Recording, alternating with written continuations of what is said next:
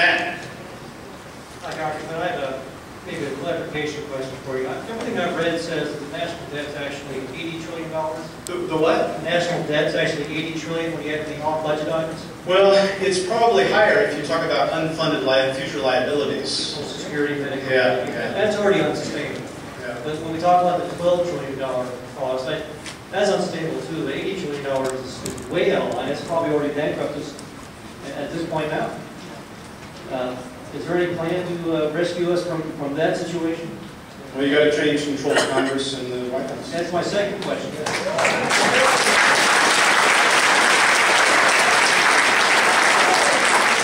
second question is, obviously the sleeping giant has awakened.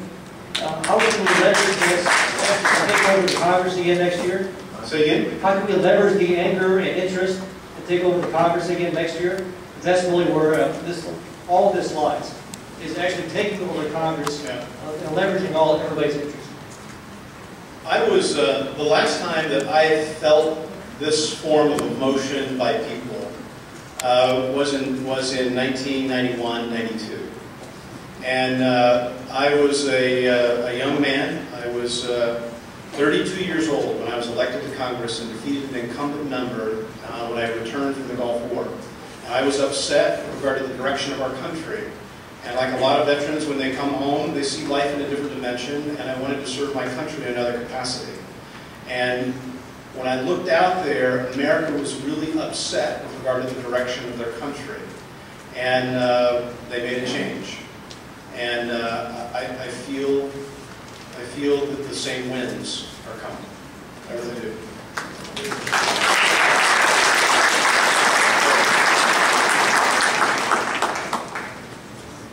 Congressman Buyer, my name is Maureen Devlin. I live here in Danville. Thank you for coming out and being brave enough to do that. I look at this health care issue like the problems are a hole in a couch cushion, and the solution from Congress is to tear down the house and build an apartment complex. So it's not really... Okay, keep going. I'm with you. The issue is not the issue. It's like my neighbor said. The issue is not really about fixing our health care system under this bill. So I think you can probably guess we all are opposed. Well, it's the comment of the lady right in front of you. This is about increasing the power of government. She was absolutely right. You're absolutely right. But Congressman, my question is this. I'm glad that President Obama started talking about morality, because I have a problem with the morality of a particular issue in this bill, and that's the fact that President Obama and this bill are trying to sneak in mandated taxpayer funding of abortion. I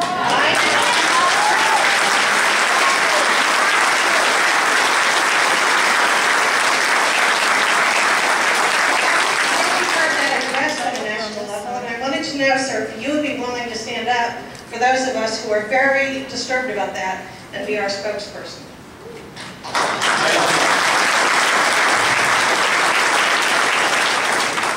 I am pro-life. And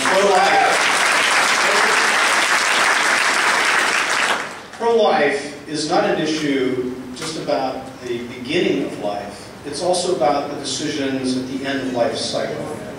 And that's why these issues and why there's this sort of change, the President said he'd bring change. He's bringing it. And it also deals about the end of life's cycle. So this issue with regard to the trying to mandate this counseling and these judgments on procedures at the end of life cycle, you know, there's here's a controversial document. Yeah. I want you to go to my website, or you can go to my website with the VA, and I've asked for a hearing on this. Your life, your choices. Now, the individual that led the creation of this document is an advocate of assisted suicide. Now, to do this with regard to a sacred and vulnerable population within the VA is flat out wrong. And it runs counter to our Wounded Warrior program. So our Wounded Warrior program right now we are spending a lot of your dollars in our medical logistics and sophisticating it to save lives on the battlefield. And how dare they then say to that 22-year-old who now may have lost 3 limbs that you don't have much value, and we're going to define the quality of your life and put it into a decision-making paradigm document like this. This is wrong.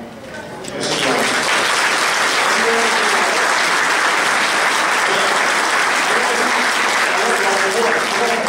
I want Brian to come back up here. I want Brian to do this because I want it to be articulated correctly. We have the Henry Hyde Amendment, right, with regard to Medicaid and federally funded abortions. Now, one thing that I have learned is that even individuals of whom are pro-choice don't like federally funded abortions.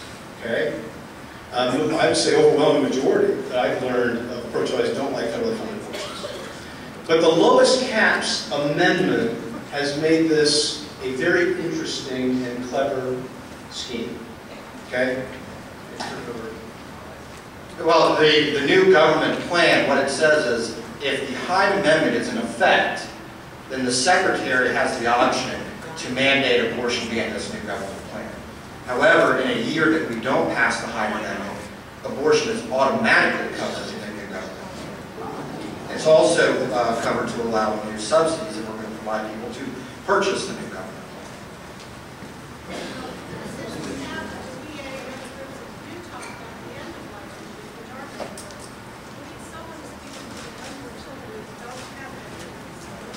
We have, yes, we have on the committee, and what was really, we tried to clarify this with the SUPAC. Tell about the SUPAC. The Pitt-Stupak Amendment would have said that the Secretary and this new Healthcare Commissioner can't mandate that the government program or any private health care plans have abortion in it. Originally, the amendment actually passed, so it would have protected health plans and government plans from being forced to cover abortion. However, it was later, through a procedural motion, brought back up, and it was defeated after a few people switched it. All right, this man.